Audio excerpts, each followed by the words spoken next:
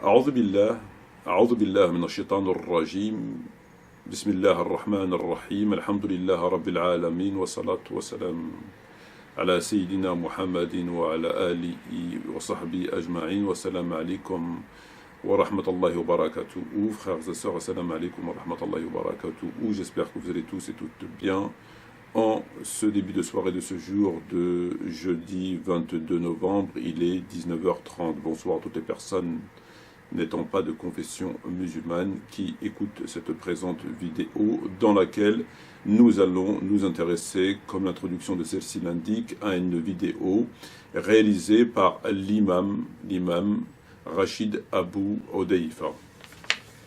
Alors celui-ci a très récemment réalisé une vidéo qu'il a ensuite évidemment diffusée sur sa chaîne YouTube,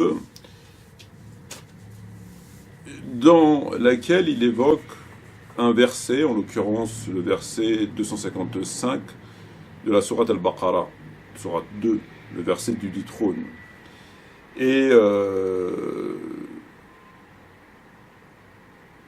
dans celle-ci, dans cette intervention, ce dars, cette assise dans sa petite voiture, parce que maintenant ils font des assises dans des voitures. C'est partout, maintenant c'est partout, ils font des assises partout, au bord de la plage, dans la voiture, sous l'eau, sur la montagne, dans la ferme, aux zoo, enfin c'est un petit peu Valérie, les bandes dessinées qu'on avait quand on était petit, Valérie à la montagne, Valérie à la campagne, Valérie à la plage, Valérie. Donc il nous a fait une intervention, un dars dans sa petite voiture, dans lequel il nous explique qu'il y aurait un verset magique, le verset dit du trône, figurant, comme je viens de le dire, la sourate 2, verset 255, et celui-ci aurait, et seulement qu'on puisse dire, aurait un intérêt particulier pour les musulmans. C'est un verset, contrairement aux autres versets du Coran, qui a un intérêt extrêmement particulier pour les musulmans, comme on va le voir. Parce que ce verset permet à tout musulmane je ne sais pas encore, il n'a pas développé son cours de din, son ilm, il n'a pas fait étalage de cet océan de science à profusion, et donc lorsqu'on lit ce verset, avec certaines conditions évidemment, il va nous l'expliquer, on va écouter l'extrait, Inch'Allah, tu vas direct au paradis. Tu vas direct au paradis, comme il va nous l'expliquer. Alors, Rachid Abou Hudayfa nous dit que celui-ci nous offre le paradis, nous permet d'aller au paradis pour le prix d'un carambar. Le paradis à portée de main pour le prix d'un carambar. Ah bah oui, le paradis pour le prix d'un carambar. Alors, pour savoir, il faut vite cliquer sur la vidéo. Si vous ne cliquez pas vite, parce qu'il bon, y a de la place, mais est-ce qu'il y en aura pour tout le monde? Si vous voulez aller au paradis, et en plus aller au paradis pour le prix d'un carambar, vous pouvez au moins cliquer rapidement sur la vidéo. Donc il faut vite cliquer sur la vidéo pour savoir comment aller au paradis pour le prix d'un carambar. Donc le paradis en un clic.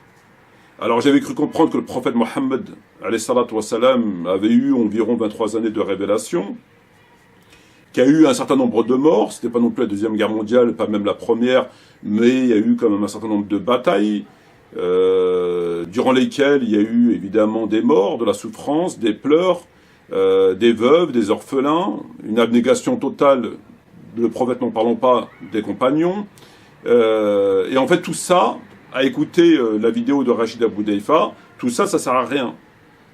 Ah bah tout ça, ça sert à rien. Parce que vous pouvez accéder au paradis pour le prix d'un carambar. Au prix d'un carambar. Donc tout ça, là, tout ce qui s'est passé, 23 ans de ce qui s'est passé dans la sira du prophète Mohammed sallam, dans le Tariq, ça sert à rien. Ah bah ça sert à rien. Parce que vous accédez au paradis, pas besoin de tout ça, prix d'un carambar, tu accèdes au paradis. Donc ça sert strictement à rien. Alors, il il fallait juste comprendre le Coran correctement, pour savoir qu'on peut accéder au paradis et qu'il n'y a pas besoin de faire ni le jihad, ni ceci, ni cela, comme il a fait le prophète, etc., etc. Encore faudrait-il comprendre correctement le Coran. Et comme Rachid Abou Daifa, la serpillière de la République, l'a parfaitement compris mieux que tout le monde, et qu'il a trouvé le verset magique, c'est le moins qu'on puisse dire, c'est un verset magique, Sourate 2, verset 255, celui-ci, dès que tu le lis, à certaines conditions, évidemment, il y a toujours des conditions, il faut quand même prendre des cours, tu vas au paradis. Donc tout ça, là, tout ce qui s'est passé, tout ce que je fais, tout ce que beaucoup de gens ont fait, font probablement, feront dans les générations à venir, ça sert à rien. Si tu veux aller au paradis, tu lis le verset 255 de la sourate 2. Mais encore faudrait-il, pour le savoir, avoir pas mal de science et connaître bien le Coran comme Rachid Abou Daifa. Et lui, le prophète Mohammed alayhi salam, il connaissait pas très bien, il n'avait pas très bien compris.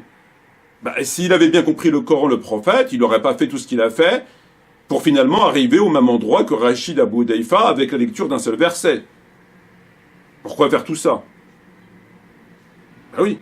Pourquoi faire tous ces problèmes, c'est la hijra, etc., pour aller au paradis, parce que c'est quand même le but du musulman, c'est quand même le... Bon. Alors que, Rachid, lui, il a une formule magique, il a compris à travers la bonne compréhension du Coran comment il fallait faire.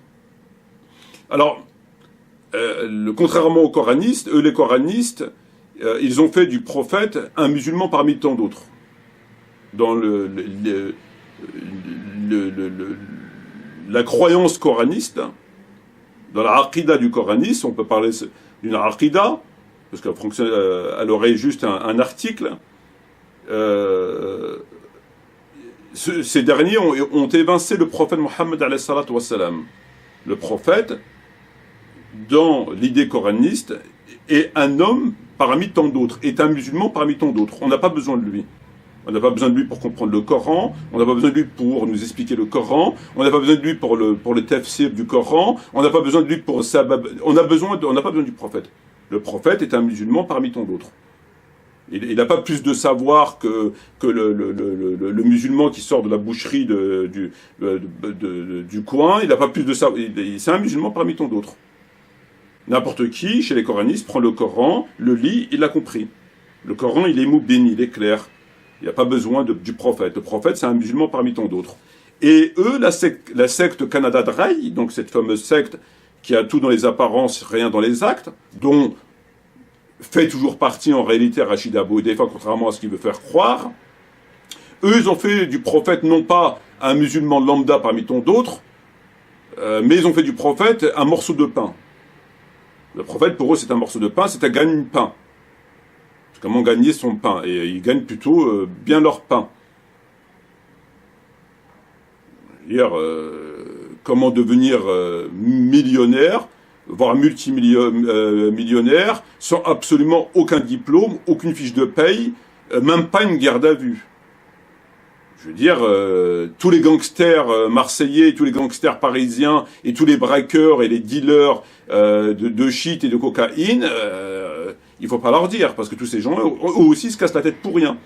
Pourquoi tous ces problèmes, la police, les gardes à vue, la prison, la famille, les parloirs, pour gagner finalement pas toujours des sommes importantes, et en tout cas beaucoup d'années de prison, alors que vous avez des gens qui, en d'autres circonstances, auraient été, dans le meilleur des cas, livreurs de pizza, et encore, je suis gentil, sont aujourd'hui, pour beaucoup d'entre eux, au moins millionnaires.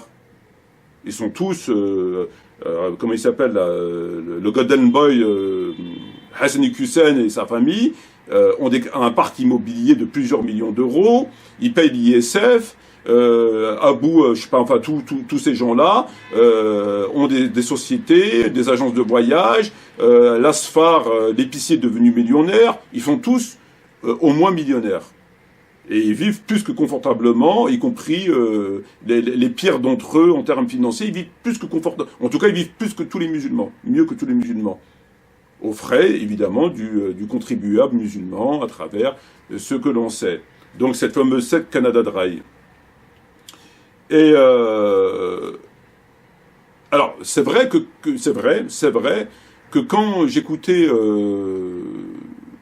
enfin j'écoutais, c'est un grand mot, quand mes yeux étaient rivés sur l'ordinateur en me posant un certain nombre de questions, quand je voyais des vidéos de Rachid Abou Hudayfa, ou de Nader Abou Anas, ou de Eric Younous, ou de Rachid Hadash, la secte Canada Dry, ceux qui sont déjà au paradis, les pieds sous la table, quand je les écoutais, je me dis, mais comment peut-on être à ce point insouciant par rapport au din, par rapport au fard, par rapport au wajib, par rapport sachant qu'on va mourir, qu'on va rendre des comptes, comment ils peuvent être aussi bien tout à fait sereins, comme s'ils avaient atteint le sommet de la foi, et qu'ils pouvaient finalement parler de choses futiles, secondaires, lunaires, puisqu'ils avaient atteint, ils avaient fait toutes leurs obligations, ils avaient atteint le sommet de la montagne, un petit peu comme des ouvriers, voyez-vous, qui travaillent depuis des années sur un chantier, puis ils arrivent à la fin du chantier, ils se permettent de boire une bière, et puis accoudés à leur pelle, sur leur pelle et le pioche, et puis ils discutent de choses et d'autres, parce que ça fait des années qu'ils travaillent sur le chantier. Eh ben, eux, c'est pareil. Quand on les voit, je veux dire, les sujets de leurs vidéos, enfin voilà, on se dit, bon, comment ils font, quoi? C'est quoi la formule magique? Je veux dire, c'est quand même, là, c'est plus un raccourci, c'est carrément, alors que d'autres gens, comme le prophète, les compagnons, beaucoup de musulmans, travaillent jour après jour, souffrent jour après jour, sont éprouvés, sont marqués, sont soucieux, sont dans le questionnement par rapport à l'islam, ce qu'ils font pas, le halal, le haram, la situation des musulmans en Palestine, partout dans le monde, le djinn, enfin voilà. Et eux, non, ils sont tout à fait pépères. Et maintenant, je comprends mieux. Lorsque j'écoutais la vidéo de Rachid Abou Hudayfa, eh ben, je comprends mieux pourquoi il est tout à fait serein. Et on va voir ça, Inch'Allah, en détail. Ce fameux référent en laïcité. L'ex-salafiste, salafrite, devenu malikite. Donc fini le chiffon qu'il avait sur la tête, hein, il l'a rendu à maman, c'est déjà une bonne chose. Fini, selon la compréhension des pieux prédécesseurs. Alors maintenant c'est jean, gel sur les cheveux, et puis la petite rose évidemment pour la sœur Fillah, hein, le rythme malikite, le fameux rythme malikite. Pauvre imam l'imam Malik, rahimahullah. Un fameux rythme malikite qui est censé être pratiqué au Maghreb. Hein, bon. Quand on se tape des gosses au nom de l'imam Malik... Alors, ce qu'on va faire, frères et sœurs, c'est qu'on va écouter l'intégralité de cette vidéo, voir ce qu'il va nous expliquer sur ce fameux verset magique, Sourate 2, verset 65, Ayat al-Kursi, etc., etc. Et on se retrouve, Inch'Allah, ensuite pour commenter ses propos. Donc écoutons la serpillière de la République. Alhamdulillah. D'après Abu Umama, rapporté par l'imam al-Nasa'i avec une chaîne de transmission authentique, le prophète alayhi salatu wassalam nous dit: toute personne, man qara'a, qui lit Ayatul Kursi, un seul verset, un verset très court, hein, Ayatul Kursi, après chaque prière obligatoire, ça ne te prend que quelques secondes, hein, rien ne l'empêchera de rentrer au paradis, si ce n'est al-maut, la mort. C'est-à-dire entre toi et le paradis, le seul obstacle qu'il y aura, c'est al-maut, la mort. Ayatul Kursi, c'est le verset du repose-pied. C'est le verset 255 de Suratul Baqarah, donc la sourate 2 du Coran.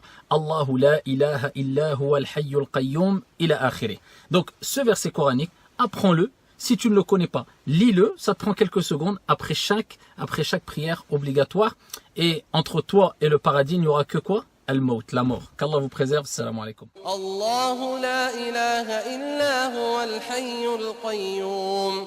لا تأخذه سنة ولا نوم له ما في السماوات وما في الأرض من ذا الذي يشفع عنده إلا بإذنه يعلم ما بين أيديهم وما خلفهم ولا يحيطون بشيء من علمه إلا بما شاء وسع كرسيه السماوات والأرض ولا يؤوده حفظهما وهو العلي العظيم والله أكبر سبحان الله والحمد لله والله أكبر.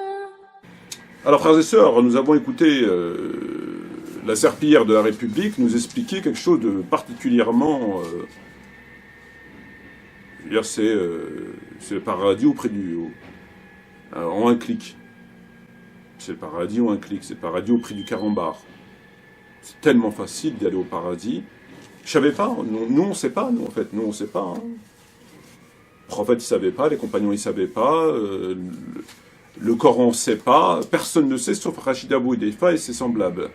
Puisque celui-ci nous explique, ouais c'est vrai que ce fameux verset dans la sourate Al-Baqarah, Ayat al-Kursi, on la trouve souvent dans les maisons maghrébines, accrochées quelque part dans un cadre ou quelque part dans la maison. C'est vrai qu'ils le mettent souvent, ils mettent ce verset, souvent dans des cadres, etc. C'est un verset, depuis petit je le voyais, j'avais cru l'avoir compris. J'avais cru comprendre que beaucoup de musulmans maghrébins l'aimaient bien. Bon, il l'aimait bien parce qu'il est beau, parce que beaucoup de choses.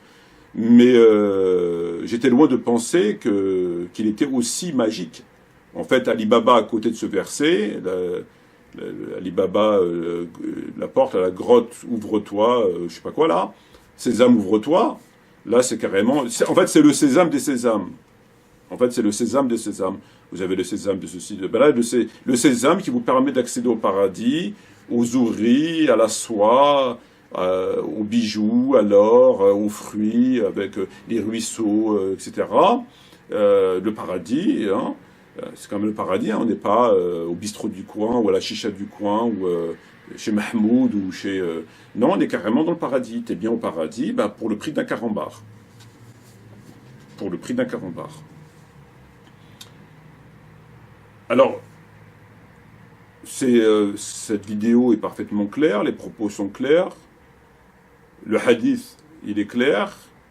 Si tu lis Ayat al-Kursi après chaque prière obligatoire, attention très important, ne surtout pas le lire dans le nawafil, dans la prière nafila, jamais, on ne sait jamais comment, voilà. Tu lis l'Ayat al-Kursi à la fin de chaque prière obligatoire. La seule chose qui te sépare entre le paradis et toi, c'est, comme il dit là, la mort. C'est un truc comme ça, la mort c'est comme ça. C'est la mort. Ça veut dire que tu vas dire, il n'y a pas de, tu passes pas par Jahannam, ou tu passes pas par le jugement, tu passes par rien. C'est clair. La seule chose qui te sépare, si tu fais ça, pendant combien de temps, je ne sais pas. Après les conditions, il faut lui demander. Hein. Mais bon, il a dit, pour ainsi dire, l'essentiel. C'est que tu vas au paradis direct. La seule chose qui te sépare, c'est la mort. La seule chose qui te sépare, c'est la mort. Pas de jugement. Ben non, pas de jugement, parce que le prophète, il a dit, celui qui dit qu'il lit Ayat al-Kursi après chaque prière, etc., donc il accède directement au paradis. Donc s'il accède directement au paradis, donc il n'est pas jugé. Il passe pas par l'enfer, la yamassu nar jahannam, et direct au paradis. C'est incroyable. Incroyable. Et en fait, c'est mieux que le shahid. En fait, c'est mieux que le shahid. Allah Azza wa Jalla dans le Coran, il dit وَلَا تَقُولُوا لِمَنْ يُقْتَلْ فِي سَبِيلِ اللَّهِ أَمْوَاتًا بَلْ أَحْيَاءٌ وَلَكِنْ لَا تَشْعُرُونَ ولا تقولوا لمن يقتل في سبيل الله أمواتا بل أحياء ولكن لا تشعرون. Ne dites pas que ceux qui sont tués dans la voie de Dieu sont morts. Bien au contraire, ils sont vivants, mais vous ne savez pas. ولا تحسبن الذي قتلوا في سبيل الله أمواتا بل أحياء عند ربهم يرزقون. Et ne dites pas que ceux qui sont tués dans la voie de Dieu sont morts. Ils sont vivants, bien au contraire, ils sont vivants, mais vous ne le savez pas. Eux, ils sont vivants, bien pourvus. Donc dans le Coran, il te dit que Al-Shuhada, les martyrs, eux, ils vont direct au paradis. Il faut pas dire que qu'ils sont morts. Il faut pas dire ils vont direct au paradis. Ashuhada. Et donc le fait de lire Ayat al-Kursi après chaque prière, c'est comme si tu mourais martyr. Tu vas direct au paradis. Comme les shuhada. Et mieux que les shuhada. Parce que le prophète, d'après un hadith, le prophète aurait dit, Sahih Muslim, le messager de Dieu a dit, on pardonne aux martyrs tout, sauf la dette. Donc il aurait conditionné ces versets où Allah dit direct au paradis, il n'y a pas de condition, c'est direct au paradis, ne dis pas que etc. Donc il n'y a pas de condition. Quand tu vois un martyr qui est martyr, au sens strict du terme, c'est le paradis. Le prophète aurait conditionné, c'est après le hadith muslim, sahih, Allah il pardonne tout aux martyrs, sauf la dette. Ça veut dire que si tu as laissé 20 euros, 50 euros, il ne pardonne pas. Il faut que tu règles tes comptes.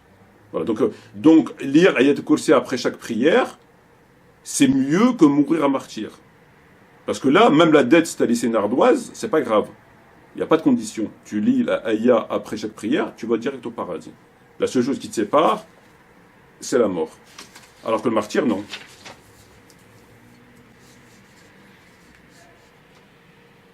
Alors là, c'est les dégâts dans son cerveau de quelqu'un qui est jahel,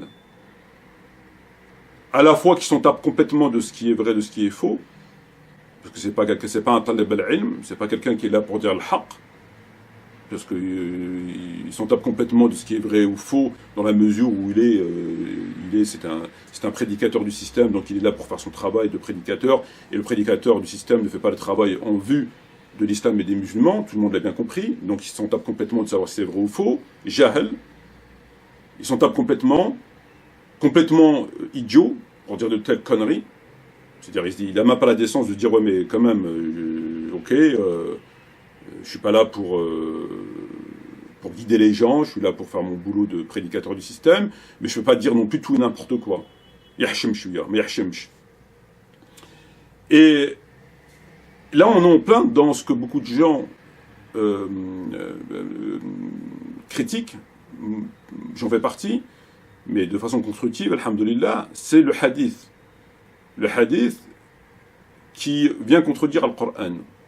Et ce hadith, qui n'est pas dans le Bukhari Muslim, parce qu'il dit c'est authentifié, chaîne de transmission, elle a été vérifiée, c'est une hérésie ce hadith.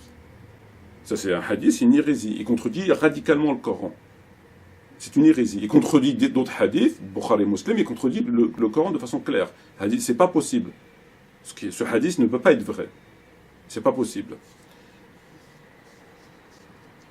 Et donc c'est cette fameuse la science du hadith, la science du an. Parce que même les Khawarij, je pense que s'ils avaient connaissance de ce hadith, ils auraient lu Ayat al-Kursi après chaque prière, ils vont pas en enfer. Mais bon, les Khawarij et plein de sectes. Parce qu'on parle des Khawarij, on ne peut pas tout leur mettre sur le dos non plus. Hein. Alors, Rachid Abou Hudayfa vous propose le paradis pour un prix d'un carambar. Pour le prix d'un clic. Il vous propose le paradis. Le paradis au prix du carambar. Comme je l'ai expliqué. Moi, je vous propose mieux. Moi, je peux mieux faire encore. Lui propose pour un carambar, moi, je vous propose pour un malabar. Le prix, aller au paradis pour le prix d'un malabar. Donc, je fais mieux que le carambar. Quoique, comme je mange pas trop de bonbons, je ne sais pas si le carambar coûte plus cher que le malabar. Peu importe. Et toujours avec des hadiths, comme lui, il l'a fait. Sauf que moi, je prends des hadiths sahih. Al-Bukhari ou Muslim. Sahih. Donc il n'y a pas besoin de citer la chaîne de transmission, de vérifier la chaîne de transmission, et tout ce qui tourne autour du ilm de la chaîne de transmission. Tu prends et tu cites. Comme le Coran. Quoique le Coran, il faut quand même savoir s'il y a des abrogés, il y a des choses à savoir quand tu cites Aya, il y a quand même des choses à savoir. Tu ne peux pas balancer comme ça une Aya n'importe comment. Il y a quand même des contrôles à faire. Donc Bukhari Muslim, il n'y a pas besoin. Et moi, avec Bukhari, je vais faire mieux que lui. Je vous offre le paradis pour le prix d'un malabar. Donc lui, c'est Ayat al-Kursi après la prière, d'après un hadith sahih, enfin, chaîne de transmission sahih. Et moi, c'est le prix d'un malabar. Le prix d'un malabar, mais je prends 30% hors taxe sur tout ce que vous avez au paradis. Ah ben oui, je prends 30% hors taxe sur tout ce que vous avez au paradis. 30% de ce que Allah vous donne, la soie, les garde-robes, les bijoux, les houris, etc., je prends 30%, hors taxe. Hors taxe. Ben oui. Ben attends, c'est une affaire. Lui, pour le prix d'un carambar, le prophète Mohammed alayhi salam et les compagnons, il fallait faire le djihad, souffrir, les veuves, les orphelins, les hijra et compagnie. Pour aller au paradis, t'es pas sûr. Le prophète dit, ouais, t'es pas sûr. Si Dieu veut. Ah, tu peux faire ça, tout ça, mais t'es pas sûr dans le paradis, si Allah il veut. Et moi, je vous propose le paradis pour le prix d'un malabar. Ça vaut quand même c'est intéressant quand même. C'est assez intéressant. Alors, on va se référer au hadith, justement, qu'est-ce qu'ils disent. Donc, ce hadith, le Bukhari, 5967, 425. Donc, tous les hadiths que je vous cite, c'est le Bukhari et Muslim. Alors, Mu'adh ibn Jabal, radiallahu anhu, tandis que j'étais monté en groupe avec le prophète Mohammed alayhi salam, et rien me séparant de lui, sinon le troussequin du bas, il me dit, ô Mu'adh, je dis, me voilà entièrement à ta disposition, envoyé d'Allah. Il marcha durant environ 1 heure, puis relança, ô Mu'adh, je dis, me voilà entièrement à ta disposition, ô envoyé d'Allah. Le prophète me dit, connais-tu le droit d'Allah sur ses créatures? Je dis, Allah et son envoyé en sont plus informés. Le prophète me dit alors, le droit d'Allah sur ses créatures est de l'adorer sans rien lui associer. Tu veux pas de shirk. Allah wahdahu. Il marcha de nouveau durant environ 1 heure avant de reprendre. Ô Mu'adh, je dis, me voilà entièrement à ta disposition, envoyé de Dieu. Il dit, connais-tu le droit qu'ont les créatures auprès d'Allah s'ils observent ce que je t'ai dit? Allah et son envoyé sont plus informés, dis-je au prophète. Le prophète répondit, le droit qu'ont les créatures auprès d'Allah est de ne pas les châtier. La yu'adhibhum, la yamassahum min nar jahannam. Donc ici, Mu'adh radiallahu anhu discute avec le prophète et Mohammed alayhi salam, il lui dit, le droit d'Allah sur ses créatures, c'est qu'il lui associe rien. La ilaha illallah. La ilaha illallah. Wahdahu. Ok. Et c'est quoi les droits sur les créatures vis-à-vis d'Allah? C'est qu'il ne les punit pas. Il ne les punit pas, ça veut dire qu'il ne va pas en enfer. Ni 1 heure, ni 5 minutes, ni 3 heures, ni 1 semaine, ni 10 ans, ni 1000 ans. Il ne les punit pas. Il ne faut pas associer à Dieu. Donc tu n'associes pas à Dieu, tu vas au paradis.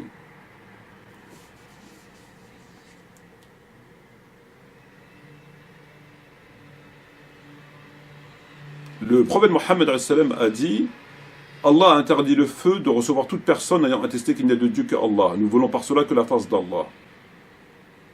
Allah a interdit, harama Allah, nar jahannam.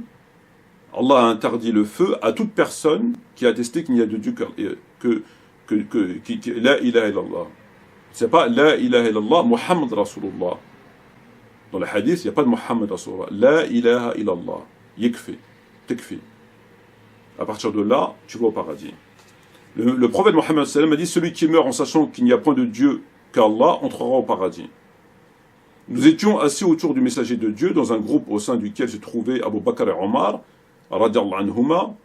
Le messager de Dieu, alayhi salam, s'en alla et tarda à venir. Nous eûmes peur pour sa personne. Puis, pris de panique, nous nous levâmes. J'en fus le premier à en avoir peur. Et il dit à Abu Huraira, le prophète, donc je passe le reste qui n'est pas important, il dit, le prophète Abu Huraira, il lui donne ses sandales. Il donne ses sandales à Abu Huraira. Ô Abu Huraira, pars avec mes sandales que voici, et celui que tu rencontreras à l'extérieur de ce jardin, témoignant qu'il n'y a de Dieu que Allah, la ilaha illallah, le cœur plein de certitude, annonce-lui le paradis. Le premier que j'ai rencontré fut Omar ibn Khattab, radiallahu anhu. Il me demanda, quelles sont ces sandales, ô Abu Huraira? Ce sont les sandales du prophète, du messager d'Allah, alayhi salatu wassalam, avec lesquels il m'a envoyé pour annoncer le paradis à ceux que je rencontrerai et qui témoigneront qu'il n'y a de Dieu que Dieu. Le cœur plein de certitude, répondis-je. Omar me frappa de la main au milieu de la poitrine et je tombai à la renverse. Et il ordonna, retourne, ô Abu Huraira. Je retournai aussitôt chez le prophète, Mohammed alayhi salam, et je me présentai au bord, auprès du prophète, les larmes aux yeux, ou les larmes, tout court. Omar me suivit et marcha sur mes pas. Le messager de Dieu me demanda, qu'as-tu, ô Abu Huraira? Et je répondis, j'ai rencontré Omar, et je l'ai informé de ce dont tu m'as chargé. Il m'a alors donné un coup au milieu de la poitrine et je suis tombé à la renverse. Et il m'a dit retourne. Le messager de Dieu demanda à Omar, qu'est-ce qui t'a poussé à agir de la sorte, ô Omar? Il a répondu, ô messager d'Allah, que mon père et ma mère te soient donnés en rançon. As-tu envoyé Abu Huraira avec les sandales pour annoncer le paradis à ceux qui rencontreraient, qui t'aimeraient qu'il n'y a de Dieu que Dieu, la ilaha illallah, le cœur plein de certitude? Oui, répondit le prophète. Omar reprit, ne le fais pas. Ne le fais pas, car je crains que les gens se fient uniquement à cela et laissent les œuvres. Le messager de Dieu dit alors, laisse-les donc, ô Abu Huraira. Omar, laisse-les donc, ô Abu Huraira. Donc il dit à Abu Huraira de pas faire ce qu'il lui avait demandé. Donc ici, bon, l'histoire elle est extraordinaire, mais ce qui nous intéresse dans l'histoire, c'est que la ilaha illallah, avec les yaqin, tu vas au paradis.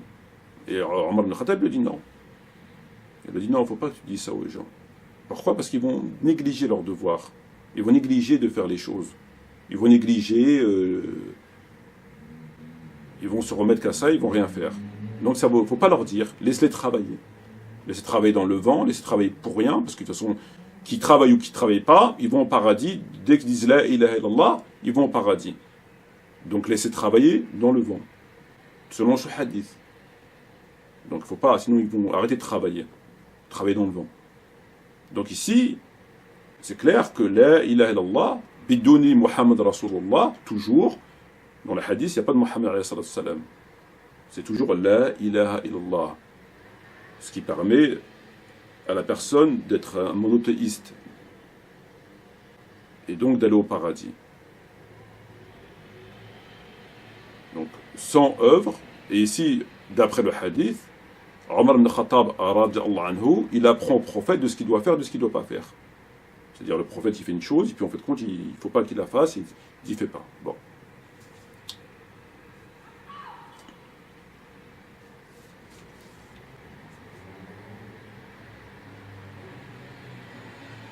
Une autre variante du hadith, Mu'az ibn Jabal était assis en groupe derrière le prophète, sur une monture.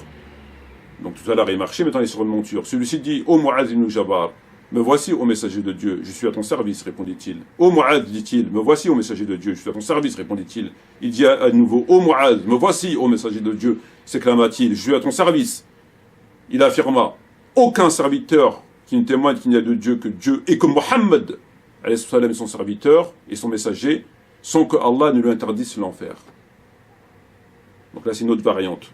Là il ne marche plus, ils sont sur une monture, il l'interpelle 3 fois, il ne lui dit pas le droit, machin. Ô Mu'adh, ô Mu'adh, ô Mu'adh, aucun serviteur qui ne témoigne qu'il n'y a de Dieu que Allah, et que Muhammad alayhi salam est son serviteur et son messager, sans que Allah lui interdise le feu de l'enfer. C'est-à-dire il ne reste pas une seconde fait Jahannam. Pourquoi? La ilaha illallah Muhammad Rasulullah. Ô messager de Dieu, répliqua-t-il, Mu'adh, ne informerai-je pas les gens afin qu'ils se réjouissent? Alors répondit le prophète, non, ô Mu'adh. Il ne faut pas leur dire, sinon ils vont arrêter d'agir. Mu'adh révéla l'information au moment de sa mort par peur du péché. Alors là, c'est dans le hadith avec Abu Huraira, c'est Omar ibn Khattab qui donne l'idée au prophète de ne pas le dire. Le prophète dit oui, c'est vrai, il ne faut pas le dire. Ici, avec Mu'adh, c'est le prophète lui-même qui lui dit il ne faut pas le dire. Donc, est-ce qu'il s'est référé au cours de Omar, qui est peut-être avant, et qui s'est rappelé qu'il ne faut pas le dire, parce que quand Mu'adh lui dit est-ce que je dois le dire aux gens, il dit non, il ne faut pas le dire. Donc, comment ça fonctionne? C'était avant, c'était après, ça vient de lui, il se contredit, enfin, qu'est-ce qui se passe? Et donc, il lui dit il ne faut pas le dire. Donc, il y a 3 récits comme ça qui se contredisent. Une fois, c'est Omar qui dit au prophète il ne faut pas le dire. Une fois, c'est le prophète lui-même qui dit il ne faut pas le dire. Une fois, le prophète dit il faut le dire. Bref, quoi qu'il en soit, Mu'adh, il l'a dit. Alors que le prophète lui dit il ne faut pas le dire. Donc, si on a le hadith aujourd'hui, si on le lit là, c'est qu'il l'a dit. Il l'a dit avant de mourir. Pourquoi? Par peur du péché. Quel péché?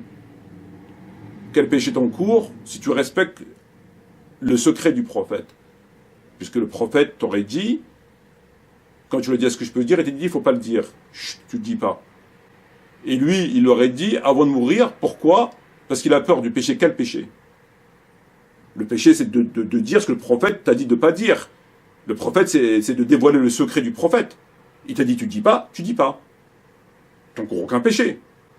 Quel péché tu vas encourir? Le prophète a dit, tu as parlé avec le prophète, il t'a dit il ne faut pas le dire. Pourquoi tu le dis? Et tu dis tu as eu peur du péché. Donc tout ça, on voit bien que ça a été inventé. Même l'histoire en soi, elle est bancale. Les hadiths se contredisent. Et surtout, c'est que c'est évident que la shahada, pour les musulmans, ne permet pas d'aller au paradis et que l'enfer ne te touche pas. Que tu vas rentrer en définitive au paradis, on peut discuter. Et encore, j'en suis pas sûr. C'est un autre débat. Que tu finis par rentrer au paradis parce que tu es musulman, tu faisais la prière, tu faisais KBR, etc. C'est un autre débat. Mais qu'on te dise que le feu de l'enfer ne te touchera pas, comme il est dit dans le hadith en arabe, bien traduit en français, ça n'existe pas. Ça contredit le Coran à 100%. À 100%. Et après, on voit que c'est du n'importe quoi à l'intérieur. Il lui donne ses sandales, pourquoi tu lui donnes ses sandales? Et le prophète, il reste pieds nus, pourquoi tu restes pieds nus? Comme par hasard, il rencontre qui? Omar. Il n'a pas rencontré Abou Bakr, il n'a pas rencontré Bilal, il n'a pas... Omar, toujours Omar qui apparaît. Omar, il donne des cours de dîn au prophète. Et puis après, c'est le prophète qui dit de ne pas dire, c'est du n'importe quoi. Et le fond du sujet, l'idée en soi, c'est une idée hérétique, elle coufre. Parce que c'est impossible. C'est impossible qu'un musulman, parce qu'il a fait la shahada, la ilaha illallah Muhammad Rasulullah, le feu, la yamassaou nar jahannam, impossible. Impossible. C'est contredit le Coran de A à Z. Aucun verset ne va dans ce sens. Tous les versets vont dans l'autre sens. Tous. Donc ça, c'était inventé. Mais ce qui est intéressant ici, c'est que lui, il vous propose le paradis pour un carambar, puisqu'il te dit qu'à la fin de chaque prière, tu récites Aya al-Kursi. Il n'y a que ça il y a que la mort qui te sépare du paradis. Tu vas direct au paradis. Ça veut dire, quand on dit il y a que la mort qui te sépare du paradis, il faut comprendre par là que tu ne vas pas aller en enfer. C'est pour faire comprendre aux gens, il n'y a que la mort qui te sépare du paradis, il n'y aura pas d'autre chose qui va te séparer du paradis. Parce que on peut penser que tu lis Ayat al-Kursi après chaque prière, tu vas au paradis, on peut te dire, oh mais tu vas au paradis, mais tu auras purgé ta peine en enfer si tu as fait le kaba'ir. Et pour être sûr que les gens comprennent, il n'y a pas d'enfer, on leur dit, il n'y a que la mort qui te sépare. Qu'est-ce qui te sépare entre toi et le paradis? L'enfer? Autre chose? Un jugement à venir? Non. Ce qui te sépare, c'est juste la mort. Dès que tu es ressuscité, tu vas au paradis. Comme ça, comme c'est écrit. Ben, là encore, il n'y a pas besoin d'Ayat al-Kursi. Parce que ceux qui récitent Ayat al-Kursi après chaque prière, ils disent tous La ilaha illallah Muhammad Rasulullah. Et dans le Bukhari et Muslim, La ilaha illallah Muhammad Rasulullah, takfi, tu trouves les jinnah. Bidouni hissab, bidouni rien. Comme c'est écrit là. Et personne ne peut dire, non mais c'est d'accord, on comprend qu'il faut le paradis parce que en enfer, non, on ne comprend rien du tout. Le feu de l'enfer, il ne touchera pas. C'est écrit clairement en arabe, il n'y a pas de discussion à avoir là-dessus. C'est du faux. Mais c'est intéressant de savoir qu'on peut faire mieux que Rachid Abou Hudayfa. Moi, je vous propose mieux. Mais je vous propose encore mieux que ça. Alors lui, Ayat al-Kursi, moi, je vous propose la shahada suffit. Une seule fois, tu vas dire shahada tous les jours. Une fois dans ta vie, c'est bon, tu vas au paradis. Mieux encore. Anas ibn Malik, un cortège funèbre étant passé près des gens, ceux-ci dirent du bien du défunt. Le prophète Mohammed dit, il lui est assuré. Puis un autre cortège funèbre passant, les gens dirent du mal du défunt. Le prophète dit, il lui est assuré. Puis Omar ibn Khattab, toujours Omar évidemment, il n'a rien demandé mais ils l'ont mis là-dedans, lui il n'a rien à voir là-dedans, il est innocent évidemment de ce qu'on lui attribue. Il dit, oh envoyé d'Allah, qu'est-ce qu'il lui a assuré? Parce que tu as eu un convoi funèbre passé, tu dis lui assuré. On a dit quelqu'un de bien lui a assuré, quelqu'un de mal on dit lui assuré. Donc qu'est-ce que tu nous dis par assuré? Qu'est-ce que tu veux dire par là? Et le prophète répondit, celui dont vous dites du bien, de lui, il ira au paradis. Et celui dont vous dites du mal, il ira au feu. Car vous êtes les témoins de Dieu sur terre. Donc c'était un jour où il y avait beaucoup de convois funèbres, probablement une explosion, un attentat terroriste ou une explosion nucléaire, ou je ne sais pas ce qui s'est passé, donc il y avait beaucoup de trucs, bon. Alors ils passent, ils disent du bien, les compagnons disent du bien, enfin en tout cas Omar, parce qu'on parle de Omar, il dit du bien de lui, le prophète il lui a assuré. Bon, qu'est-ce qu'il dit le prophète? Il parle tout seul, bon, on ne sait pas. Un convoi il passe, il lui a assuré, ils disent du mal, il lui a assuré. Bon, puis après il dit au prophète, on t'a entendu dire il lui a assuré, qu'est-ce que tu dis par... Elle lui dit, ben, vous êtes les témoins de Dieu sur terre. Ah, vous êtes les témoins de Dieu sur terre. Si vous dites qu'il va assurer le paradis, il va au paradis. Ah, maintenant, c'est vous qui décidez. Alors, c'est plus Ayat Kursi, c'est plus Ashahada, c'est pas Allah, c'est pas Nar al-Qiyamah, c'est pas Nar al-Hisab, c'est les gens.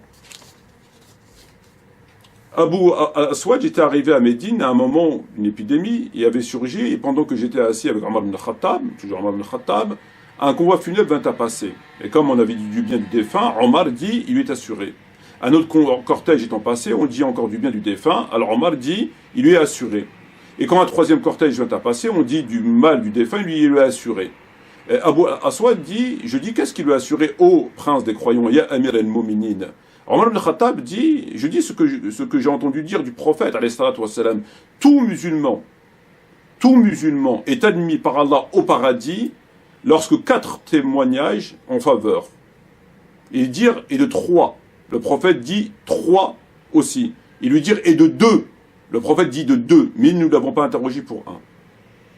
Donc dès qu'il y a 4 musulmans qui témoignent qu'il est bien, la personne qui est morte, il va au paradis. S'il y a 3, il va au paradis. S'il y a 2, il va au paradis. 1, on ne l'a pas demandé. 0, je ne sais pas. 0, je ne sais pas. Mais s'il y a 2 musulmans qui témoignent que toi tu es bien, tu vas au paradis.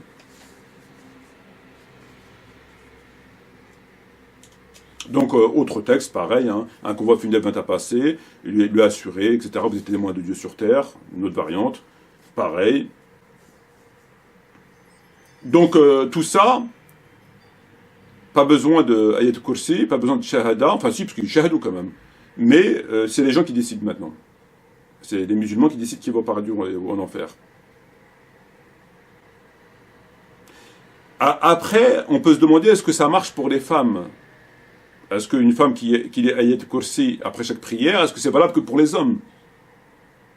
Parce que là, on dit, tu lis Ayat Kursi, tu fais Shahada, tu vas au paradis, pas besoin de jugement, pas besoin de lui assurer, vous êtes témoin. Ok. Est-ce que c'est valable pour les femmes et pour les hommes ? C'est pour les deux ? Comment il y a une différence ? Ou c'est pareil pour tout le monde ? Musulmans, musulmanes, croyants, croyantes. Non, parce qu'il y a un hadith que tout le monde connaît, Ibn Abbas, le prophète Mohammed a dit, on m'a fait voir l'enfer. Et j'ai trouvé que la plupart des habitants étaient des femmes. On lui demanda, sont-elles que la plupart des habitants en enfer étaient des femmes, que la majorité des gens en enfer, c'était des femmes.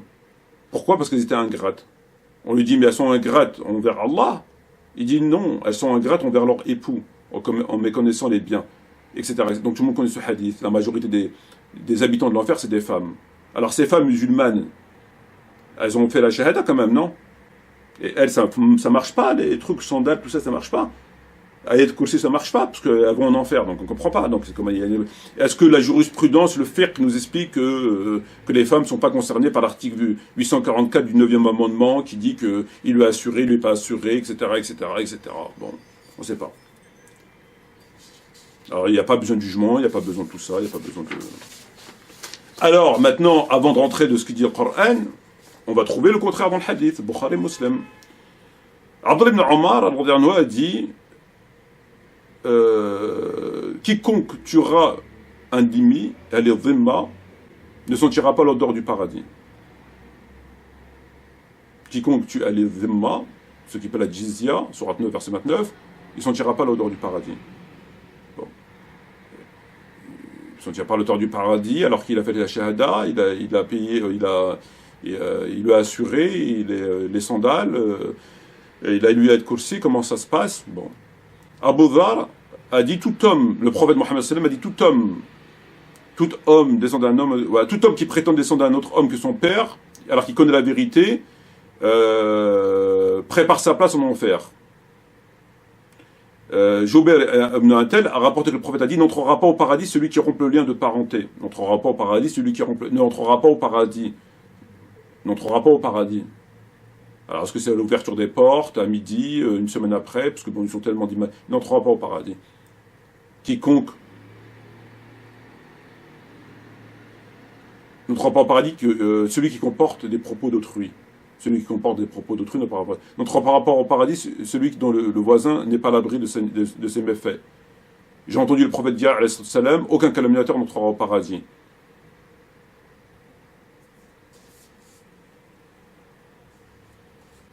N'entrera pas au paradis celui qui rompt les liens de parenté.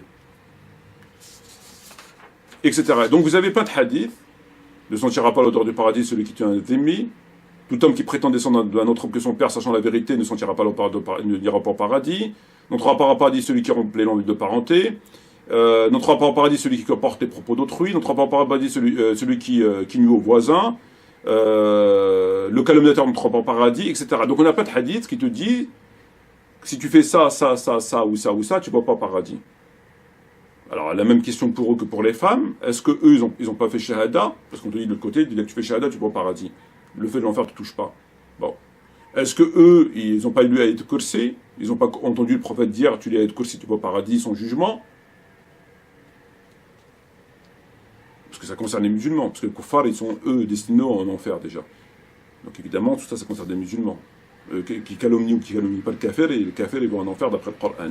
Donc, tous ces gens qui sont musulmans, bah, je sais pas, peut-être qu'ils connaissaient pas, ils sait pas, en fait, pas eux, voilà, pas eux. Voilà. Ils font la shahada, pas la shahada, il y a de kursi, pas de kursi. C'est comme les femmes, en fait, pas eux. Bon. Et qu'est-ce que dit le Coran? Parce qu'ils ont mis le hadith au-dessus du Coran, parce que le hadith, la méthodologie pour un étudiant, pour valider un hadith, l'article 1, que tout le monde doit inscrire dans sa tête, c'est que le hadith ne doit jamais contredire le Coran. Comme l'a dit le prophète, si on attribue un propos qui contredit le Coran, je n'ai pas pu le dire. Ben, ça me semble logique. Encore faudrait-il savoir ce que c'est une contradiction, parce que des gens voient des contradictions, là il n'y en a pas forcément. Donc il faut bien vérifier que c'est bien une contradiction. Donc l'article 1, pour le nourrisson étudiant, c'est que le hadith, rapporté par qui tu veux, ne contredit jamais le Coran. S'il y a une contradiction avérée, tu prends le hadith, tu lui mets un coup de pompe. Il n'y a pas de hadith qui tient. S'il contredit kalam Allah. Parce que la parole de Dieu, on est sûr que c'est la parole d'Allah. Alors que la parole du prophète, on n'en est pas sûr. On ne peut pas douter du livre de Dieu, mais on peut douter de ce qui est écrit dans le Bukhari, Muslim, Abi Daoud, Nisaï, etc., etc. Concernant le Qiyamah, comment ça se passe? Est-ce que tu rentres avec un sésame, comme celui qui a pris les 99 noms de Dieu entrera au paradis, celui qui a récité Ayat Kursi entrera au paradis, celui qui dit Shahada entrera au paradis sans jugement, enfin bref, plein de hadiths. Est-ce que dans le jugement, dans le Coran, comment se passe le jugement d'Allah? Comment il se passe le jugement? Le jugement d'Allah, al-mizan. Al-qiyama al-mizan. Al-qiyama al-mizan. C'est la balance. Je parle pour les musulmans. Laissons al-kitab, laissons les autres, on ne s'occupe pas d'eux. Pour nous les musulmans, pour vous, la plupart qui m'écoutez, pour moi, pour tous les musulmans, le jour de la résurrection, les gens quand ils sont ressuscités ne savent pas s'ils vont aller au paradis ou en enfer. Donc, l'histoire dans la tombe, il vient te dire c'est bon, tu vas au paradis, je vais te montrer ta place au paradis avec un lit et Canal+, etc., etc. Ça, c'est douteux. Parce que le principe, c'est que quand tu es ressuscité, tu vas être jugé. Donc, si tu sais déjà que tu vas aller au paradis, pourquoi qu'on te juge? À part si c'est pour les caméras ou pour faire bien. C'est une parodie de jugement. Allah, il te juge, mais tu sais que tu vas aller au paradis. Comment tu le sais? Ben, on t'a dit dans la tombe. On t'a dit, tu as vu ta place au paradis, donc quand tu es ressuscité, tu sais que tu vas aller au paradis. À part, on t'a dit, mais tu l'oublies. Après, bon, c'est autre chose, c'est qu'on t'oublie, parce qu'après, on t'injecte un gaz dans ta tombe, et puis tu l'oublies, quand tu es ressuscité, tu oublies qu'on a un ange, il est venu te voir, etc. Tu oublies que, Ayat Kursi, tu oublies que, enfin bref. Donc il est clair que, pour être sérieux, que quand tu meurs, et quand tu es ressuscité le jour de l'Qiyamah, tu sais pas si tu vas aller au paradis ou en enfer. Il faut que tu sois jugé. Donc tous les hadiths de la tombe, le jardin, ou Ayat Kursi, ou Shahada, ou, tout ça, il faut écarter. Aucun musulman, à part une catégorie Shuhada et compagnie, ne peut savoir, etc., parce qu'il y a la balance, et il y a un jugement. Et le propre d'un jugement, c'est de juger. Et quand on juge, ça veut dire que, en théorie, on ne sait pas si tu vas aller au paradis ou en enfer, parce qu'on va te juger. Quand tu vas au jugement, c'est pour être jugé. Et si on te juge, c'est pour savoir si tu vas au paradis ou en enfer. Donc si tu sais que déjà là où tu vas au paradis avec ton petit sourire, et que tu viens et que tu sais que tu vas au paradis, c'est une parodie du jugement. Tu fais exprès d'être en panique, etc. Tu sais pas, attention, c'est chaud pour moi, attends, mais tais-toi, fais moins de bruit, là c'est pas bon pour moi, t'as vu, j'ai fait beaucoup de conneries, etc. Ouais, mais tais-toi, arrête, tu déconnes, là. Là, on n'est pas à la cour d'appel de Paris, là, on n'est pas au tribunal correctionnel de Paris. Là, il n'y a pas d'appel, il n'y a pas de cassation. Hein. Une fois que le jugement est tombé, c'est définitif. Il n'y a pas d'appel, il n'y a pas d'avocat, il n'y a pas de cassation, il n'y a pas tout ça, il n'y a pas de vice de procédure. Donc c'est pas sérieux, c'est pas sérieux. Dans le Coran, فَمَنْ ثَقُلِتْ مَوَازِنُهُ فَأُولَئِكَ هُمْ مُفْلِحُونَ فَمَنْ ثَقُلِتْ مَوَازِنُهُ فَأُولَئِكَ هُمْ مُفْلِحُونَ المفلحون. Celui dont les balances pèseront lourd, il a réussi. Il n'y a pas d'histoire d'ayat kursi, il n'y a pas d'histoire tu apprends le 99 de John, il n'y a pas tout ça, ta balance. وَمَنْ خَفَّتْ مَوَازِنُهُ فَأُولَئِكَ الَّذِينَ خَسِرُوا أَنفُسَهُمْ فِي جَهَنَّمَ خَالِدُونَ. Et celui dont les balances pèseront légères, ce sont ceux-là qui ont détruit leurs propres âmes. C'est fini pour eux. خَسِرُوا أَنفُسَهُمْ, ils ont فِي جَهَنَّمَ خَالِدِينَ. فِي جَهَنَّمَ خَالِدِينَ. En enfer éternellement. Après quoi? Après la balance. فأما ثقلت موازينه فهو في عيشة راضية وأما خفت موازينه فأمه هاوية وما أدراك ما هي نار حامية. Pareil, la balance. فأما ثقلت موازينه فهو في عيشة راضية. Celui dont les balances pèseront lourd, il est sauvé. Et celui léger, c'est fini pour lui. وما أدرك ما هي نار حامية. تلك حدود الله ومن يطيع الله والرسول يدخله جنات تجري من تحتها الأنهار خالدين فيها وذلك فوز عظيم. ومن يعصي الله والرسول ويتعدد حدوده يدخله النار خالدين فيها وله العذاب مهين. تلك الحدود. Si tu violes les hudud d'Allah, Jahannam. Jahannam, sauf si tu as récité Ayat al-Kursi, ou si tu as fait La ilaha illallah, ou si tu as dit le 99, non. Évidemment. Donc, al-shurut, ils sont dans le Coran. وَمَنْ يَقْتِلْ مُؤْمِنًا مُتَعَمِدًا وَمَنْ يَقْتِلْ مُؤْمِنًا مُتَعَمِدًا فَجَزَاؤُهُ جَهَنَّمَ خَالِدًا فِيهَا وَغَضَبَ اللَّهُ عَلَيْهِ وَلَعَنَهُ وَأَعَدَّ لَهُ الْعَذَابَ عَظِيمًا. Celui qui tue un croyant volontairement, pas par accident, pas involontairement, éternellement dans le feu de l'enfer. Éternellement. Allah est en colère contre lui, il l'a maudit. À part s'il a tué un musulman, voire des centaines de musulmans, mais il récitait, après chaque prière, Ayat al-Kursi. Après, il n'y a que la mort qui le sépare. Oui, et il disait 99 du nom de Dieu, ou ce que j'ai dit. Après, il peut tuer des musulmans qui veut, c'est pas grave. Wailou lil musallin, alladhi hum an salatihim sahun. Wailou lil musallin. Malheur aux prieurs qui négligent leur prière. Il n'y a pas d'ayat kursi, il n'y a pas de 99 noms, il n'y a pas de la ilaha illallah Muhammad Rasulullah, il n'y a pas. Fastaqim kama umirt. Fastaqim kama umirt. Et pratique comme je t'ai ordonné. Je t'ai appris et dit de faire comme ça la religion, il faut la faire comme ça, comme je t'ai ordonné, pas comme tu veux. Pas comme ce qu'ils font aujourd'hui. وقالوا ربنا إن أطعنا سادتنا وكبراءنا فأضلونا السبيل ربنا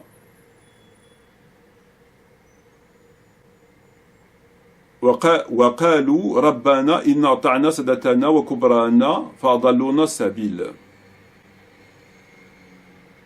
أفتؤمنوا ببعض الكتاب وتكفروا ببعض فما جزاء من يفعل ذلك منكم إلا خزي في حياة الدنيا واليوم القيامة يرون أشد العذاب وما الله بغافر عما تعملون أولئك الذين اشتروا حياة الدنيا بالآخرة فلا يخفف منهم العذاب ولا هم ينصرون ومن الناس من يعبد الله على حرفين.